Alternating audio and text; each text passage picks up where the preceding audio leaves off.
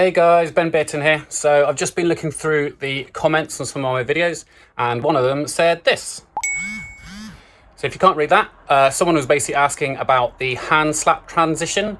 Obviously I use and lots of people use in their videos as well. So I thought I'd head out today and show you how it's done. Now, it's a really useful transition. It can definitely be overused, which this video is going to prove to the excess. But it's really good. You can use it to change locations, which can be handy if you're wanting to move somewhere quickly. Just remember that if you want to tell in your story arc something about the moving from A to B, you won't be able to show anything because it just transports you. You can use it to change clothes, which is good if you're getting too hot. Oh shit, you can use it to go back in time, which is lucky because I forgot my wallet, which is lucky because I'll be needing that.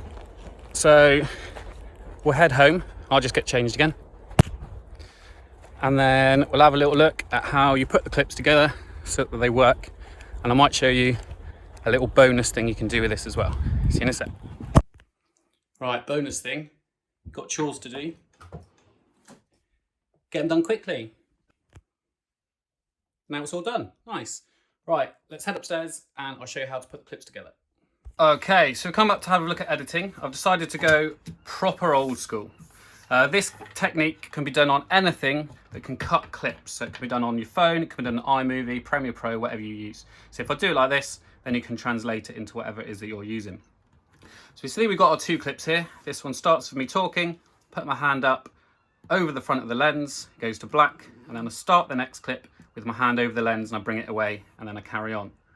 Now what you might find is that as you put your hand over the lens, it doesn't quite completely black it out. Now on whatever software you've got, you should have some kind of transition, basically fade to black, dip to black, something like that.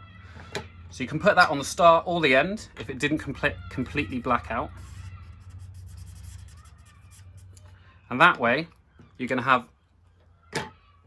the two ends as completely black so that when you put the clips together, they go through seamless. Now the problem we've got here is I start in my black shirt and then I end up in my green shirt. If that's what you're specifically trying to do, if you're doing it because you want to change clothes, then perfect. However, if you've moved from one location to the next and you've changed clothes in the meantime, it can look a bit inconsistent. Okay, so try and remember, keep everything the same. If you've got your hat on, keep your hat on, that kind of thing. Okay, so let's say that we're trying to use this to change location. So here we've got a better one. This is where I'm wearing exactly the same as we go through. So we end on black and we start on black. We don't want it black for too long, however. So use your editing software to trim the clip. So you've only got a quick start and end of completely blacked out on each one. Okay, then when you put them together and you play through, they'll go through seamless. You can put a sound effect in the middle, something like that, and it'll all work out. Cool, I hope you enjoyed. I hope you learned something. And I've got one more last thing to show you. Okay, so I've come out into the garden. I said it was a powerful tool. You have to be careful because you can use it to change the time of day, which isn't always good because you're in danger of losing time, a bit like Bernard's watch. If you do that all the time, you lose your days. I hope you enjoyed this video.